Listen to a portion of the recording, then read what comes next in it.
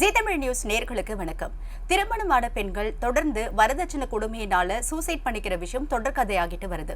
Recent டேஸா பாத்தீங்கன்னா அவினாசியில இருக்கக்கூடிய ரிதன்யா என்ற இளம் பெண்ணும் வரதட்சணை கொடுமையினால இறந்திருக்காங்க. உளவியல் ரீதியா இதுக்கு என்ன காரணம் அப்படிங்கறத சைக்காலஜிஸ்ட் ரேவதி மோகன் அவங்க தொடர்புல இருக்காங்க. அவங்க கிட்ட கேட்டு தெரிஞ்சுக்கலாம் வாங்க.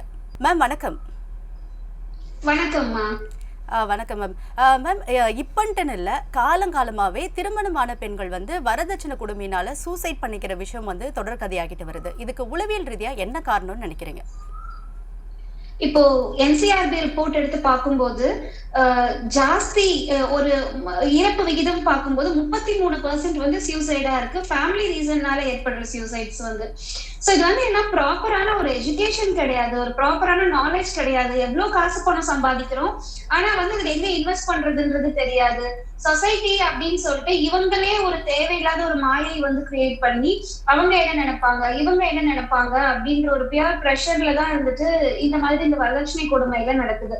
வெரி ஃபர்ஸ்ட் திங் என்ன அப்படின்னு கேட்கும்போது செல்ஃப் சாட்டிஸ்பாக்சன். நான் என் பொண்ணுக்கோ என் பையனுக்கோ எல்லாமே மன நிறைவா செய்யணும் அப்படின்னு சொல்லிட்டு அதனால தேவையில்லாம சோசியல் ஜட்மெண்ட்டுக்குள்ள போயிட்டு அனாவசியமான செலவுகள் பண்ண ஆரம்பிக்கிறாங்க. அது ஸ்கூல்ல ஆரம்பிச்சு, காலேஜ்ல ஆரம்பிச்சு, ஒரு ஒரு ஒரு ஒர்க்ல போகிறதாகட்டும், லக்ஸுரிக்காக அவங்க எப்படி ரொம்ப டிஃப்ரெண்டா ப்ரொஜெக்ட் பண்ணிப்பாங்க அதுக்காகட்டும், எல்லாமே ஒரு self satisfaction plus social pressure சேர்ந்து வருது. இப்போ கல்யாணம் அப்படின்னு நீங்க பார்க்கும்போது நான் என் பொண்ணுக்கு ரொம்ப மனநிறைவா செய்யறேன் அப்படின்னு சொல்லிட்டு அதுலயும் ஒரு செல்ஃப் சாட்டிஸ்பாக்சன் அப்படின்ற ஒரு காரணம் சொல்றாங்க. ஆனா investing in the wrong person அதுதான ப்ராப்ளமா இருக்கு. இப்போ இவ்வளவு ஒரு சிவிலைஸ்டு சொசைட்டில இருக்கோம், 75+ இயர்ஸ் ஆஃப் இண்டிபெண்டன்ஸ், இவ்வளவு எஜுகேஷன் இருக்குது, உலகத்தையே சுத்தி பாக்குறோம். ஆனா கரெக்டான பர்சன் ஐடென்டிஃபை பண்றதுன்றதுதான் யாருக்குமே தெரிய மாட்டேங்குது. there is no one called Mr. Right or Mr. Wrong. இவங்க ரைட் இவங்க ராங் அப்படிங்கறத தாண்டி யாரு நமக்கு கரெக்டான ஒரு பர்சனா இருப்பாங்க, நம்ம வேவ்லென்த்க்கு யாரு ஒத்து வருவாங்க, நம்ம ஃபேமிலி வேல்யூஸ். ஈவன் அவங்க அப்பா இந்த இன்டர்வியூல சொல்லும் போது கூட பாரம்பரியான குடும்பம் அப்படிங்கிறாங்க. அது யாரு பேச்சு கேட்டு இவங்க ஜட்ஜ் பண்ணிருப்பாங்க? ஒரு ஜோசியக்காரரு அவங்கள நல்லவங்கன்னு கண்டிப்பா யாரு சொல்லுவாங்களோ அவங்கள பத்தின ஒரு 4 பேர், அவங்க தாண்டி வேற யாருக்குமே நம்ம விசாரிக்கிறது கிடையாது. கோர்ட்ஷிப் பீரியட்ல கூட என்ன பேசுறதுன்னு கூட தெரியாதுல்ல. It's something like monetary transaction. ஒரு பொருள் இருக்கு, அது ஒரு டிரான்சாக்ஷன் நடக்குது, அந்த மாதிரிதான் இருக்குது இல்ல. பிஃபோர் மேரேஜுக்கு முன்னாடி நம்ம திருமணம் ஆகக்கூடிய பெண்ணுக்கோ பையனுக்கோ கவுன்சிலிங் கொடுக்கலாமா, இல்லைன்னா பேரண்ட்ஸ்க்கு கொடுக்கணும்னு நினைக்கிறீங்களா? ஏன்னா இப்போ இருக்கிற ஜென்ரேஷன்ல பாத்தீங்கன்னா பொண்ணும் பையனும் ஓரளவுக்கு ஒரு மெச்சூரிட்டியில தான் இருக்காங்கன்னு நான் பர்சனலா ஃபீல் பண்றேன். பட் பேரண்ட்ஸ் சைடு தான் கொடுக்கணுமோ? கண்டிப்பாமா. ஃபேமிலி கவுன்சிலிங் அட்டெண்ட் பண்றவங்க ப்ரீ மேரிட்டலுக்காக எக்கச்சக்கமான பேர் இருக்காங்க. ஈவன் ஒரு குட்டி டவுன் திருச்செங்கோடு இங்கேயுமே நிறைய பேர் ப்ரீ மேரிட்டல் கவுன்சிலிங்ஸ் அட்டெண்ட் பண்ண வராங்க. இப்ப பொண்ணுக்கோ பையனுக்கோ அவங்க ஜாதகம் எடுக்கும் போதே அதுக்கு முன்னாடியே வந்துடுறாங்க. இந்த மாதிரி சின்ன வயசுல எதுக்கு எடுத்தாலும் கோவப்படுறான், அட்ஜஸ்ட்மெண்ட் இருக்க மாட்டேங்குது, ஒரு சில வேல்யூஸ் தெரிய மாட்டேங்குது, போற இடத்துல சரியாகுமா அப்படின்ற மாதிரி பேரண்ட்ஸ் கம்ப்ளைண்ட் பண்ணிட்டு இருப்பாங்க. ஆனா அந்த பையனும் அந்த பொண்ணும் அவங்களோட வேல்யூஸ் எக்ஸ்பிளைன் பண்ணுவாங்க. சோ கண்டிப்பா ஃபேமிலியா சேர்ந்துதான் கவுன்சிலிங் எடுப்பாங்க. இதுல அட்மோஸ்ட் டெசிஷன் மேக்கர் யாருன்னா கண்டிப்பா அந்த பொண்ணு ஒரு பையனும் மட்டும்தான். சோ நிறைய பேர் இண்டிவிஜுவலாவும் செஷன்ஸ் அட்டெண்ட் பண்றவங்க இருக்காங்க. ப்ரீமேரிட்டல் கவுன்சிலிங்ல முக்கியமா நாங்க என்ன டிஸ்கஸ் பண்ணுவோம் அப்படின்னா, முடிஞ்ச அளவுக்கு டிரான்ஸ்பரன்சி இருக்கணும். நீங்க யாரு கல்யாணம் பண்ற மாதிரி இருந்தாலும். செகண்ட் ஒன் நீங்க வர்ற காரணம் என்ன மாதிரியான ஒரு பார்ட்னர் தேடுறீங்கன்றதை தாண்டி நீங்க என்ன மாதிரியான ஒரு பர்சன் அசஸ் பண்றதுக்கு மட்டும்தான் நம்ம வரணும். You need to know right. நம்ம என்ன அயனா ஒரு மேக்னெட் அட்ராக்ட் பண்றதுக்கு, இல்ல உட்டா வாட்டர் அப்சர்வ் பண்றதுக்கு அப்படின்றது நம்ம தெரிஞ்சுக்கணும்ல. கண்டிப்பா ma'am. we need to know who we are. ஆமாங்க, who we are னு தெரிஞ்சா மட்டும்தான் நமக்கு ஏத்த பார்ட்னர் சூஸ் பண்ண முடியும். பாக்குறதுக்கு கண்ணுக்கு எல்லாமே அழகா இருக்கும், எல்லாமே பாக்குறதுக்கு ரொம்ப மின்னோதெல்லாம் பொண்ணல்லன்னு சொல்லுவாங்கல்ல. நம்ம we get attracted to financial status, luxury life, அது நார்மல் தான். ஆனா அது நமக்கு செட் ஆகுமா, அந்த பர்சனோட வேல்யூஸ் நமக்கு மேட்ச் ஆகுமா அப்படிங்கிறது தெரிஞ்சுக்கணும். சோ ப்ரீமேரிட்டல் கவுன்சிலிங்ல நாங்க டிஸ்கஸ் பண்ற இன்னும் விஷயம் என்ன அப்படின்னா, உங்களுக்கு உடல் ரீதியா இல்லாட்டி உளவியல் ரீதியான ஏதாவது ஒரு தொந்தரவு இருக்கா, கண்டிப்பா அதுக்கு சர்டிபிகேட் வாங்கியே ஆகணும்.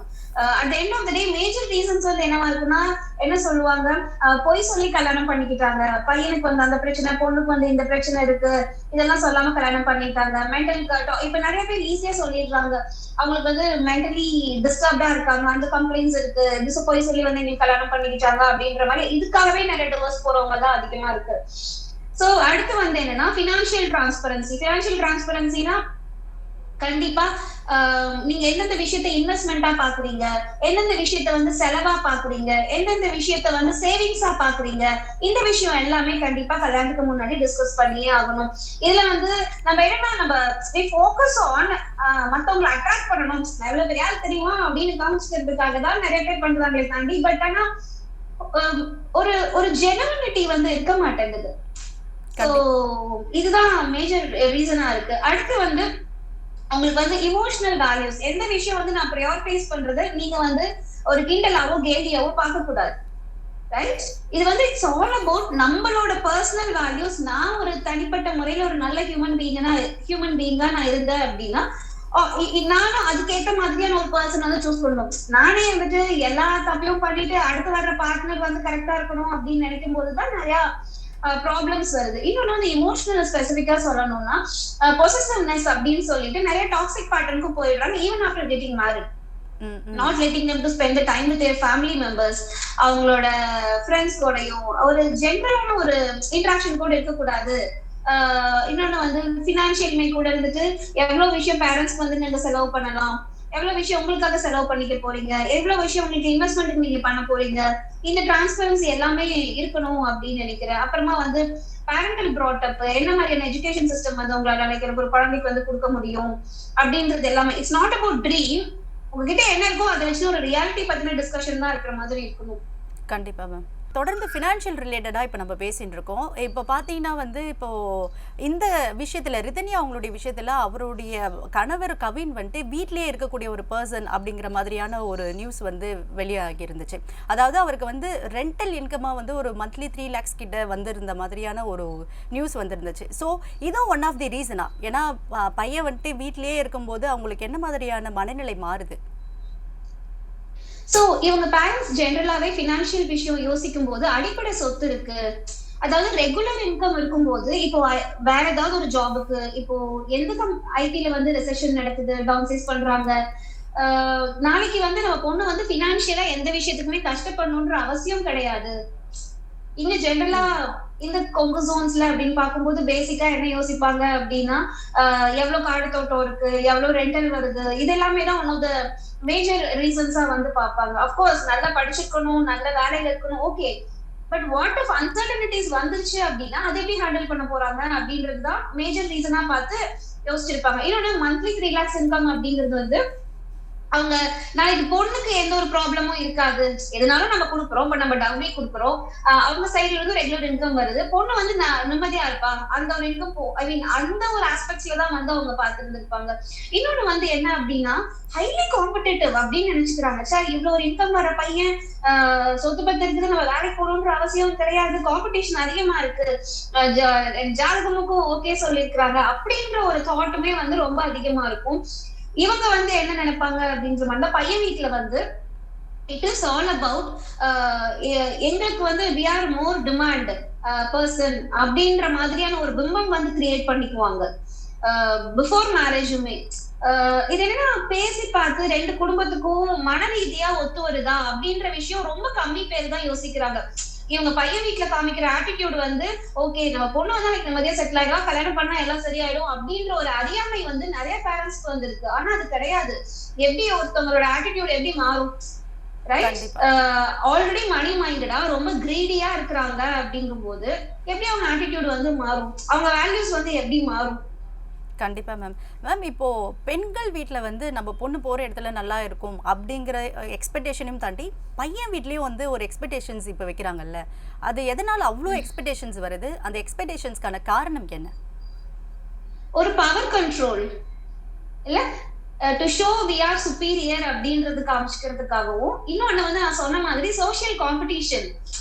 எல்லாருமே பையனை பெத்தவங்க வந்துட்டு அவங்களுக்கு அவ்வளவு டவுரி கொடுத்திருக்காங்க, இங்க இவ்வளவு டவுரி கொடுத்திருக்காங்க, நம்ம வேல்யூ என்ன நமக்கு தெரிய வேண்டாமா அப்படின்ற மாதிரி வந்து அவங்க ஷாக் பண்ணிக்கிறதுக்காக மட்டும்தான்.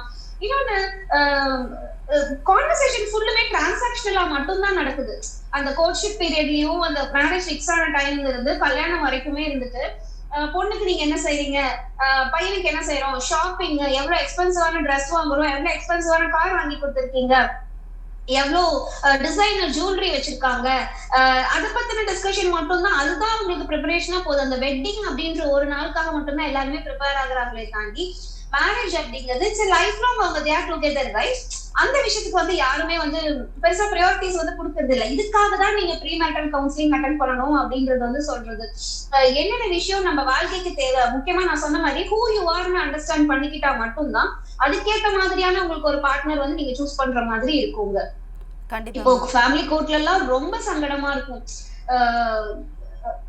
ரொம்ப அநியாயத்துக்கு அபியூஸ் பண்ற மாதிரி இருக்கும். இன்னொன்னு பேரண்ட் சைட்ல பண்ற பெரிய மிஸ்டேக் வந்து என்னன்னா, நீ என்ன ஏதுன்னே கேட்காம அட்ஜஸ்ட் பண்ணிக்கோ அப்படிம்பாங்க. அட்ஜஸ்ட்மெண்ட் எங்க வரும் அப்படின்னா, ஒரு புரிதல் இல்லாம போற இடத்துல ஒரு விஷயத்த கொஞ்ச நாள் கழிச்சு நம்ம கன்வே பண்ற மாதிரி இருந்ததுன்னா அதுக்கு அட்ஜஸ்ட்மெண்ட் ஃபைன். ஆனா அது அபியூஸ் இல்ல, அந்த பொண்ணுக்கு பண்ணது எல்லாமே வன்கொடுமை இல்ல. அபியூஸ் வந்து எப்படி அட்ஜஸ்ட் பண்ணிக்க முடியும்? கண்டிப்பா அபியூஸ் பண்றாங்க அப்படின்னா இட்ஸ் a trauma. அவங்க உடம்புல வந்து திடீர்னு ஒரு கை கால் முறிஞ்சிருச்சுன்னா எப்படி உங்களால அந்த வலி தாங்கவே முடியாதோ அதே மாதிரி மன ரீதியா வந்து அவங்களால வந்து எக்ஸ்பிரஸ் பண்ணவே முடியாது. ட்ராமா அது வந்து என்னன்னா first it affects your reproductive system. நம்மளோட சிந்தனை வந்து ஃபுல்லுமே தெளிவில்லாம போயிடும். நம்மளோட பாடியில ஃபுல்லா பயோகெமிக்கல் சேஞ்சஸ் வந்து அப்படியே வந்து மாறும். யாரு மேலேயுமே நம்பிக்கையே வராது. இதுக்கப்புறமா வாழ்க்கையை தாண்டி ரொம்ப ஒரு காக்னிட்டிவ் டிசனன்ஸ் அப்படின்னு சொல்லுவோம். அதாவது என்னன்னா பேரண்ட்ஸ் சொல்லி கொடுத்து வளர்த்துனா ஒரு வேல்யூஸ்ன்றது ஒண்ணு, இதை பிலீவ் பண்றதா, அந்த ஃபேமிலியில போனதுக்கு அப்புறம் அவங்க 1008 மாஸ்க் போட்டுட்டு இருக்காங்க அதை பிலீவ் பண்றதா, எதை நம்புறதுனே நமக்கு தெரியாது இல்ல. இப்போ நான் கரெக்டா இருக்கேனா அப்படின்னு சொல்லிட்டு ரெண்டு பேருக்கு சைட்லயுமே, இந்த பொண்ணோட பேரண்ட்ஸ் சைட்லயுமே சரி, இந்த பையனோட பேரண்ட்ஸ் சைட்லயுமே சரி, இந்த பொண்ணுக்கு செல்ஃப் டவுட் ரொம்ப அதிகமா கொடுத்திருப்பாங்க. சோ இதுதான் நடந்திருக்குங்க. Okay ma'am. இப்போ எடுத்த உடனே இப்போ ஒரு பர்சனும் வந்து சூசைடு தான் வந்துட்டு இதுக்கான சொல்யூஷன் கண்டிப்பாக போக மாட்டாங்க. ஸோ சூசைடு பண்ணிக்கிறதுக்கான அந்த அளவுக்கு ஒரு ஸ்ட்ரெஸ் கண்டிப்பாக அவங்க அதை ஃபீல் பண்ணியிருப்பாங்க. ஸோ சூசைடையும் தாண்டி இதை நம்ம இந்த விஷயத்தை வேற எப்படி கையாளலாம்? Talk to a friend. இன்னொன்னு பேரண்ட்ஸ் நீங்க கரெக்டானவங்களா இருக்கணுங்க. At end of the day திரும்பி பார்க்கும்போது இருந்துட்டு பேரண்ட்ஸ் கிட்ட தான் அவங்க ரிலே ஆகுற மாதிரி இருக்கணும். இந்த விஷயம் வந்து என்ன அப்படின்னா எல்லாத்துக்குமே ஒரு பயத்தை தாண்டி ஒரு நம்பிக்கை இல்லாம ஒரு தனம் ஆக ஆரம்பிச்சிடும். நம்ம நிஜமாலுமே நம்ம பொண்ணை கல்யாணம் பண்ணி கொடுக்குற இடத்துல அந்த பர்சனை நம்பலாமா? இன்ஃபேக்ட் இது வந்து பொண்ணு மட்டுமே இல்லாம நிறைய பசங்களும் அஃபெக்ட் ஆகுறவங்க இருக்காங்க. நம்ம இந்த ஒரு இஷ்யூ வந்ததுனால பொண்ணுங்க மட்டும்தான் அஃபெக்ட் ஆகுறாங்க அப்படின்னு நம்ம நினைப்போம். நிறைய மென்னுமே இதுக்காக நிறைய கவுன்சிலிங் வரவங்க எல்லாம் இருக்காங்க. எப்படி கையாளலாம் அப்படின்னு சொல்றதுன்னா, நீங்க தெளிவான ஒரு பர்சனான்றது முதல்ல யோசிங்க. உங்களுக்கு என்ன வேணும்ன்றதுல உங்களுக்கு ஒரு தெளிவு இருக்கணும். உங்க பொண்ணுக்கோ உங்க பையனுக்கோ என்ன மாதிரியான பார்ட்னர் கிடைச்சாங்கன்னா பெஸ்ட். நிறைய பேர் வந்துட்டு என் பையன் சரியில்லை, என் பொண்ணு சரியில்லை, ஆனா மாப்பிள்ளையும் மருமகளும் தங்கம், அவங்களால இவங்க லைஃப் ஓடிட்டு இருக்கு அப்படிங்கும் போது இது சுத்த அபத்தமான ஒரு விஷயம். ஏன் அப்படி சொல்றேன்னா, ஏன் இன்னொருத்தவங்க வந்து கடைசி வரைக்கும் இவங்களுக்கு அட்ஜஸ்ட்மெண்ட் ஆகும், எக்ஸ்பிளைன் பண்ணிட்டு இருக்காங்களாம். அவங்களுக்கு தேவை ஒரு லைஃப் பார்ட்னர் தான். கடைசி வரைக்கும் அவங்களுக்கு வந்து ஆர்வம் சொல்லிட்டு இல்லாட்டி அவங்களுக்கு மென்டலா அந்த விஷயத்தை டார்ச்சர் பேக் பண்ணிட்டு இருக்கிறதுக்கு அது ஒன்றும் ரெஜுனேஷன் சென்டர் கிடையாது ரைட். இது வந்து ரொம்ப முக்கியமா ஃபர்ஸ்ட் நம்ம யோசிக்கணும். பேரண்ட்ஸ் தான் ரொம்ப ஒரு ஸ்ட்ராங் சப்போர்ட்டா இருக்கணும். முக்கியமா இருந்துட்டு என்ன காரணத்துக்காக உங்க பொண்ணு அந்த வீட்டுக்கு கல்யாணம் பண்ணி அனுப்புறீங்கன்றது யோசிங்க. நல்ல பையனா, நல்ல பொண்ணா, இல்ல பினான்சியல் ரீசன் தான். ஒரு 100% எடுத்து பார்க்கும்போது எவ்வளவு பர்சன்ட்ல பினான்சியலா நீங்க சாட்டிஸ்ஃபை ஆகுறீங்க, எவ்வளவு பர்சன்ட்ல வந்து அந்த ஃபேமிலி வேல்யூஸ்க்கு சாட்டிஸ்ஃபை ஆகுறீங்க, எவ்வளவு பர்சன்ட்டுக்கு அந்த பையனோட எஜுகேஷனுக்கு அது உங்களுக்கு வந்து சாட்டிஸ்பாக்சனா இருக்கு அப்படின்னு சொல்லிட்டு ஒரு சார்ட் வந்து நீங்க போட்டு பார்த்து நீங்க தான் உங்களை வந்து அசஸ் பண்ணிக்க முடியும். இன்னொன்னு, என் பொண்ணு சரியில்லை, என் பையன் சரியில்லை, நான் வந்த பொண்ணோ பையனோ வந்ததுக்கு அப்புறம் மாறிடுவாங்க அப்படின்னு நினைச்சா நீங்க இன்னும் உங்களோட லைஃப் தான் ரொம்ப காம்ப்ளிகேட் பண்ணிக்கிறீங்கன்றதுதான் அர்த்தங்க. கண்டிப்பா மேம். மேம் இப்போ இறந்த சூசைட் பண்ணிக்கின ரிதன்யாவும் பார்த்தீங்கன்னா வந்து ஒருவனுக்கு ஒருத்தி வாழ்றது தான் வந்து எனக்கான ஒரு விஷயமா இருந்துச்சு. ஸோ அதனால நான் சாகுறேன், எனக்கு இன்னொரு லைஃப் வேண்டாம், இன்னொரு லைஃப் போகிறதுக்கு எனக்கு இஷ்டம் இல்லை அப்படிங்கிற மாதிரி ரிதன்யாவும் சொல்லியிருந்தாங்க. என்னதான் அது ரிதன்யா சொல்லியிருந்தாலும் ரிதன்யாவுடைய அப்பாவும் வந்து இது ரொம்ப ப்ரௌடாகவே வந்து நிறைய இடத்துல பதிவு பண்ணியிருக்காரு. இதை எப்படி நீங்கள் பார்க்குறீங்க? இது அறியாமையோட உச்சக்கட்டம் அப்படின்னு நான் சொல்லுவேன். சீரியஸ்லி, பிகாஸ் இவ்ளோ வருஷம் இண்டிபெண்டன்ஸ் கிடைச்சு, இவ்ளோ வருஷம் எஜுகேஷன் கிடைச்சு, இது வந்து நான் என்ன சொல்ல வரேன்னா, யாரும் தப்பா ப்ரொஜெக்ட் பண்ணிட வேண்டாம். Multiple partner at a time அப்படிங்கிறது தான் தப்பு. சி இஃப் ஒரு நல்ல நம்பிக்கையோட ஒரு பர்சனுக்காக நீங்க லைஃப் எடுத்து லீட் பண்ணலாம் அப்படின்னு சொல்லி ஒரு மேரேஜ் லைஃப்ல ஒருத்தவங்க என்டர் ஆகுறாங்க அப்படிங்கும் போது, if you got to know அவங்க உங்களை அபியூஸ் பண்றாங்க, உங்களை வன்கொடுமைப்படுத்துறாங்க, இதுக்கப்புறமா உங்களால அங்க இருக்கவே முடியல அப்படிங்கும் போது இமீடியட்டா உங்க தாட் வந்து என்னன்னா, not second marriage, you just need to take a break now. இந்த டைம்ல வந்து ஃபர்ஸ்ட் நம்ம நியூட்ரலா இருக்கிறதுக்கு தான் நம்ம யோசிக்கணுமே தாண்டி அவசரம் இட் இஸ் சம்திங் லைக் எப்படி சொல்றது, ஒரு பிரீத்திங் பீரியட். அந்த பொண்ணுக்கு மூச்சு வாங்குறதுக்கு கூட இடம் இல்லைல்ல. திரும்ப திரும்ப பார்க்கும்போது அழுகை, கண்ணீர், அதெல்லாம் ஒரு ட்ராமா. நான் சொன்ன மாதிரி பாதி தூக்கத்துல கூட எந்திரிச்சு பயங்கரமா அழுவாங்க. ஏன் அழுவாங்கன்னே அவங்களுக்கு தெரியாது. ட்ராமாவோட எக்ஸ்ட்ரீம் கண்டிஷன்லாம் சொல்றதுக்கு வார்த்தையே இல்லை. சோ இப்படி இருக்கும்போது இமீடியட்டா நெக்ஸ்ட் மேரேஜ்ன்றது வந்து யாருமே பேசவே கூடாது. First thing. செகண்ட் ஒன் வந்து என்னன்னா, இதுக்கப்புறம் நம்ம என்ன பண்ணலாம். இப்ப ஒரு டிவோர்ஸ் அப்படின்னா யாரு சரி யாரு தப்பு அப்படின்றதுல ஜாஸ்தி போக்கஸ் பண்ணாம, ஒருத்தவங்களை கண்டிப்பா கார்னர் பண்ணா they just get ரொம்ப இன்னும் அக்ரெசிவா தான் ஆவாங்க. ஒத்து வரல, ஓகே லெட்ஸ் கெட் செப்பரேட்டட்.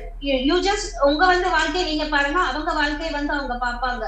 அது மட்டும் தான் இருக்கணுமே தாண்டி திரும்பவும் செகண்ட் மேரேஜ்க்கு ரஷ் பண்ணும்போது இருந்துட்டு இந்த பார்ட்னருக்கு என்னென்ன கம்ப்ளைண்ட் இருக்கோ அதை கம்பேர் பண்ணி தான் அடுத்த பார்ட்னர் சூஸ் பண்றாங்க நிறைய பேர். செகண்ட் மேரேஜ்லயுமே நிறைய ப்ராப்ளம் வருது. இதுதான் மேஜர் ரீசனா இருக்குதுங்க. அதுலயுமே நிறைய டிவோர்சஸ் எல்லாம் வந்து இருக்காங்க. சோ என்னன்னா, இங்க என்ன இல்லையோ அது வந்து அங்க சாட்டிஸ்ஃபை ஆகுதா அப்படின்றது பாக்குறாங்க. ஆனா அங்க பார்த்தா இதை விட மேஜர் ப்ராப்ளம்ஸ் வந்து ரொம்ப அதிகமா இருக்க மாதிரி இருக்கும். ஃபர்ஸ்ட் திங் வந்து என்ன சொல்லுவேன்னா, ரிதன்யா கேஸ்ல அவங்க அப்பாவோட அறியாமைகள் ரொம்ப அதிகமா இருக்கு. இப்போ பொண்ணு போனதுக்கு அப்புறமா நம்ம ஒண்ணுமே பண்றதுக்கு இல்ல. இன்னொன்னு, அந்த பொண்ணு வந்து கொஞ்சம் பேரண்ட்ஸ் வந்து ஒரு நம்பிக்கை கொடுக்குறவங்களா இருக்கிற மாதிரி இருக்கணும். சுத்தி இருக்கவங்க யாராவது கொஞ்சம் நம்பிக்கை கொடுக்குற மாதிரி இருக்க மாதிரி இருந்ததுன்னா அவங்க இந்த டெசிஷன் வந்து எடுத்துக்கவே மாட்டாங்க. ஏன் இவ்வளவு எஜுகேஷன் இருக்கு, ஏன் ஒரு சைக்காலஜிஸ்ட் அப்ரோச் பண்ணணும்னு அவங்களுக்கு ஏன் தோணல? ரைட், கண்டிப்பா மேம். ஒரு ட்ரஸ்டட் ஃப்ரெண்ட் இருக்கலாம்ல. யாருமே வந்துட்டு டு பி ஹானஸ்ட் ஒரு இமோஷனல் கம்ஃபர்ட் இருக்கிற மாதிரி நமக்கு எதுவுமே இருக்காது. நம்ம கஷ்டத்துல மட்டுமே இல்லை, நம்ம ஏதாவது பெருசா அச்சீவ் பண்ணாம கூட நம்மளுக்கு கூட இருக்கவங்க வந்து ஒரு மாதிரி ஹாப்பியா செலிப்ரேட் பண்ணும்போது, ஒரு நல்ல ஆரா கிரியேட் பண்ணும்போது நமக்கு ஒரு பர்பஸ் ஆஃப் லைஃப் இருக்கும். கஷ்டப்படும் போது மட்டுமே நமக்கு கூட இருக்கிறதுக்கு அது மட்டுமே கிடையாது. எல்லா நேரத்திலயுமே we are human being, not programmed devices. நம்ம இன்னொரு மனுஷனோட அன்பு வேணும், அரவணைப்பு வேணும், ஆறுதல் வேணும், எல்லாமே இருக்கணும் லைஃப்ல. அதுதானே ஒரு முழுமையா இருக்க மாதிரி இருக்கும். இப்போ நம்ம பிசிக்கலா ரொம்ப ஸ்ட்ராங்கா இருந்துட்டு மன ரீதியான 1008 பிரச்சனை இருக்கும்போது யாராவது உங்ககிட்ட வந்து ஹவ் ஆர் யூன்னு கேட்டா நீங்க என்ன சொல்லுவீங்க? கண்டிப்பா இருக்கேன்னுவேன், இல்லைன்னா கொஞ்சம் பாசிட்டிவ் ஆன்சர் வரணுன்றதுக்கு நல்லா இருக்குன்ற மாதிரியான சொல்லுவேன். அது ஒருத்தவங்க மைண்ட் செட் பொறுத்து இல்ல. மைண்ட் செட் தான். பட் இப்ப என்ன சொல்ல வருவேன் தெரியுங்களா? who's asking you அப்படிங்கிறது ஒரு क्वेश्चन. கண்டிப்பா. அதே asking you genuinely அப்படிங்கிறது ஒரு क्वेश्चन. நான் ஓபன் அப் பண்ணேன் அப்படின்னா இவங்க வந்து நாளைக்கு என்ன இன்ட்ரீட் பண்ண மாட்டாங்களா அப்படின்றது ஒரு क्वेश्चन உங்களுக்குள்ள வரும். ரைட்? இந்த ஃபேக்டர்ஸ் எல்லாமே இருக்கு. இப்ப மேரேஜ் அப்படின்னு பார்க்கும்போது அவங்க ஃபேமிலியோட ப்ரைடோட ரிலேட் பண்ணிப்பாங்கல்ல ரிதன்யா. அப்படி பார்க்கும்போது என் ஃபேமிலிக்கு ஒரு பெரிய கலங்கத்தை வந்து நான் ஏற்படுத்திட்டேன். எங்க அம்மா அப்பாவை நான் டிசப்பாயிண்ட் பண்ணிட்டேன். ஆரம்பத்துல இருந்து சொல்லி கொடுக்கறது என்னன்னா, நீ அம்மா அப்பாவை டிசப்பாயிண்ட் பண்ணக்கூடாது, நீ நல்லா படிக்கணும், உனக்கு இவ்வளவு விஷயம் பண்றோம், அம்மா அப்பாவை டிசப்பாயிண்ட் பண்ணிடக்கூடாது, உனக்கு நல்ல இடத்துல கல்யாணம் பண்ணி கொடுக்குறோம். ஆனா அங்க போனதுக்கு அப்புறமே சிச்சுவேஷனே மாறுதே. அவங்க ஃபுல்லுமே ஃபேக் ஃபேஸஸ்ல ஃபேக் ஆட்டிடியூட் கொடுக்கறதுனால தானே இந்த பொண்ணு இவ்வளவு தூரம் சஃபர் ஆகுறாங்க. சோ பேரண்ட்ஸ் தான் முக்கியமா ஒரு என்ன சொல்றது, ஒரு அரவணைப்பா இருக்கணும். இது வந்து ரிதன்யாவோட அப்பாவோட அறியாமையோட உச்சக்கட்டம் தான் நான் சொல்லுவேன்.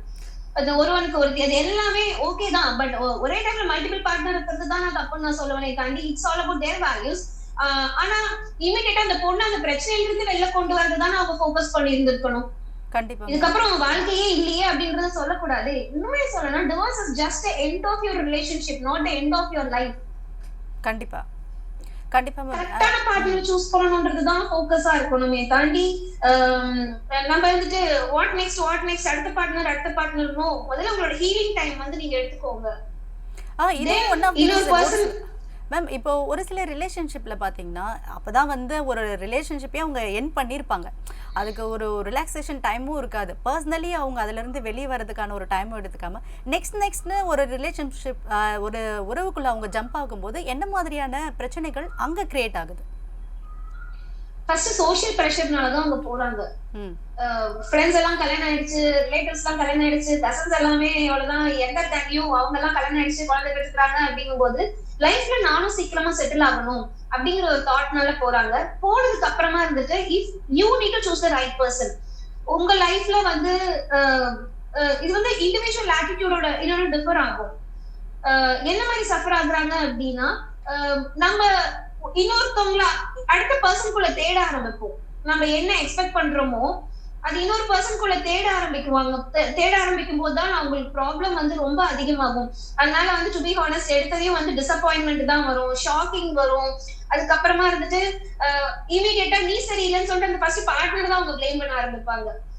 அப்புறமா இதே மாதிரி நிறைய பேர் ட்ரை பண்ணும்போது இருந்துட்டு நான் சரியில்லைன்னு சொல்லிட்டு இன்னும் டிப்ரெஷன் போக ஆரம்பிப்பாங்க. சோ இது வந்து நல்லது கிடையாது. பட் லைஃப்னு வரும்போது எக்ஸ்பெக்டேஷன் ஒரு விஷயம் இருக்குல்ல மேம். இப்போ ஒருத்தவங்க கிட்ட இருக்கிற குவாலிட்டியை இன்னொருத்தவங்க கிட்ட எக்ஸ்பெக்ட் பண்றது கண்டிப்பா தப்பு. பட் பர்சனலா அவங்களுக்கான ஒரு எக்ஸ்பெக்டேஷன்ஸ்னு ஒன்று இருக்கும் இல்லைங்களா?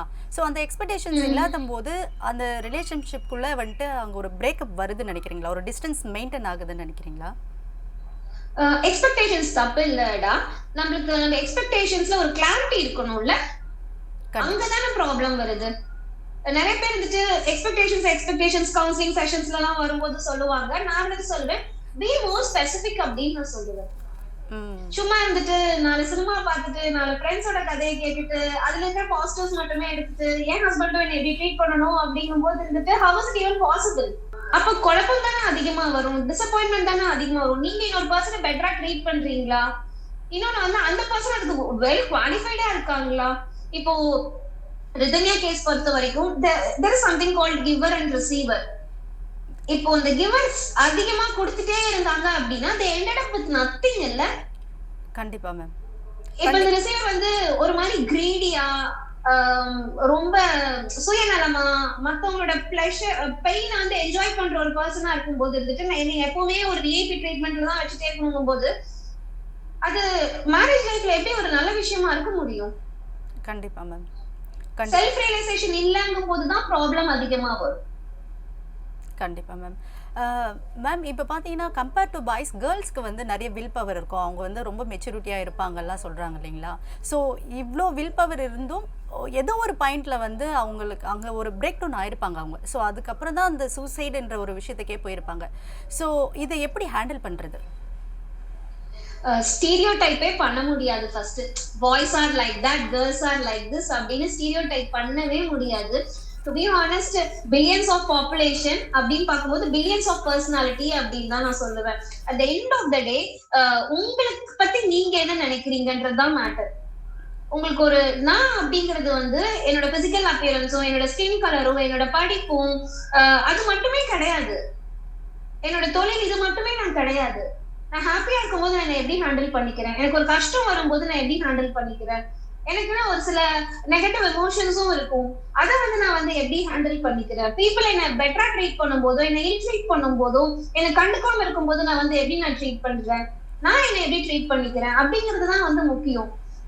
சோ ஃபர்ஸ்ட் நீங்க உங்களை பெட்டரா ட்ரீட் பண்ணிக்கிறதுக்கு என்னென்ன வழி அப்படின்றத பாருங்க. Always have a right person near by you. அந்த ரைட் பர்சன் வந்து கல்யாணத்துல அப்படின்னு பொறுத்த வரைக்கும் parents place an important role. உங்க பொண்ணுக்கோ உங்க பையனுக்கோ என்ன வேணுங்கிறத நீங்க தெளிவா புரிஞ்சுக்கிட்டா மட்டும்தான் அவங்களுக்கு கரெக்டான ஒரு லைஃப் பார்ட்னர் வந்து நீங்க சூஸ் பண்ணி கொடுக்க முடியும் அரேஞ்ச் மேரேஜ்ல. இல்லாட்டி இப்ப there is no point in suffering இல்ல. இது ஒரு ரிதன்யா கேஸ் வெளில தெரிஞ்சதுனால இந்த மாதிரி எத்தனையோ ரிதன்யா நிறைய பேர் சஃபர் ஆகிட்டு இருக்காங்க. அதே மாதிரி அத்துல் கேஸ் கூட உங்களுக்கு தெரியும்ல, நார்த் சைட்ல வந்து ஒரு டவுன் ரொம்ப ஆலிமோனி கேட்டிருக்காங்க அப்படின்னு சொல்லி அத்துல் அப்படின்றவர் வந்து he committed suicide. yes ma'am. ஆமா. சோ நிறைய மாதிரி இருக்காங்க. people it's little difficult to understand but நீங்க அதுக்குண்டான ஒரு பொறுமையா இருக்கணும்.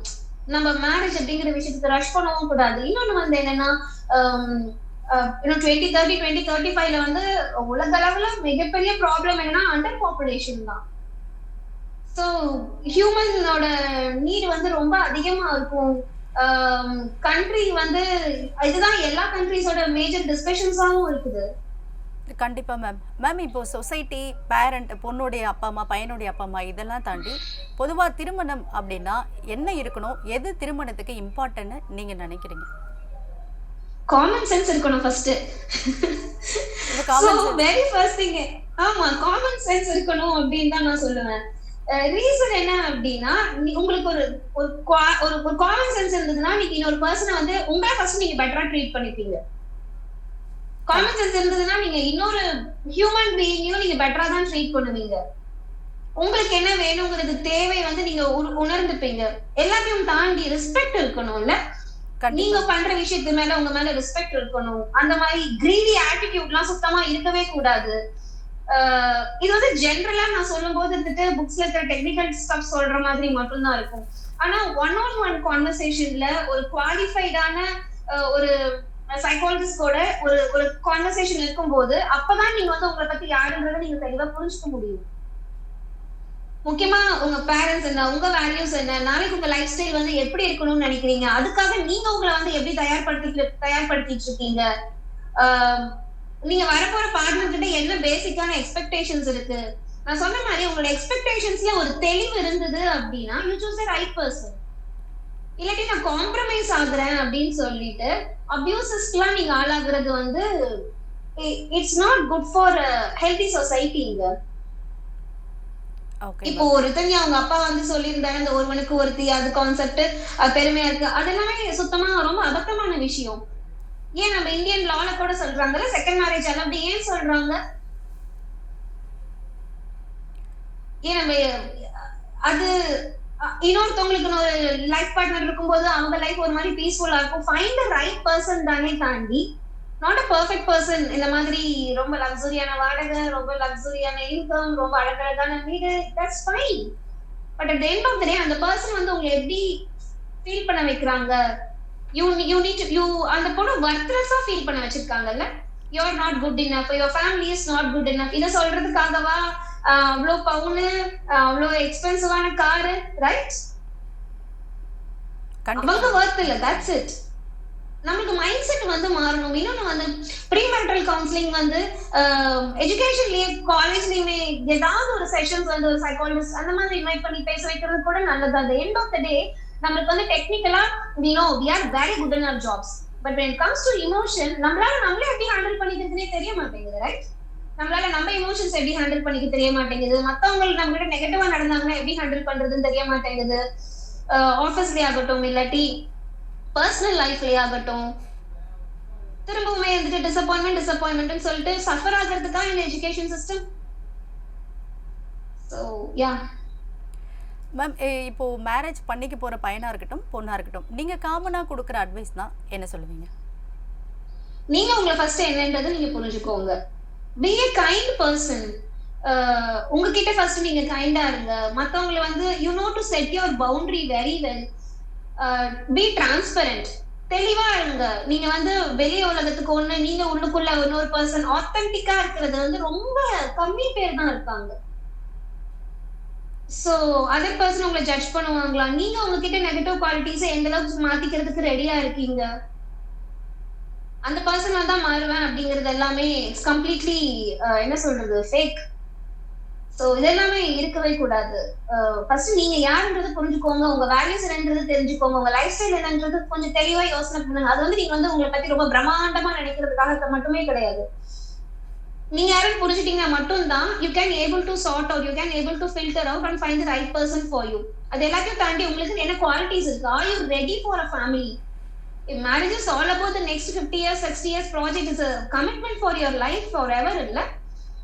அப்படிங்கும்போது நீங்க எந்த அளவுக்கு ஒரு தெளிவான ஒரு டெசிஷன் வந்து எடுக்கணும். அப்படி எடுக்கணும் அப்படிங்கும்போது நீங்க யாருன்றதை புரிஞ்சுக்கிட்டீங்கன்னா மட்டும்தான், உங்க லைஃப் பார்ட்னர் யாருன்றது தெளிவா புரிஞ்சு நீங்க யாருன்றது தெளிவா தெரிஞ்சுக்கிட்டீங்கன்னா மட்டும்தான், ஐயோ மை காட் கால் பண்ணிட்டே இருக்காங்க, சாரி.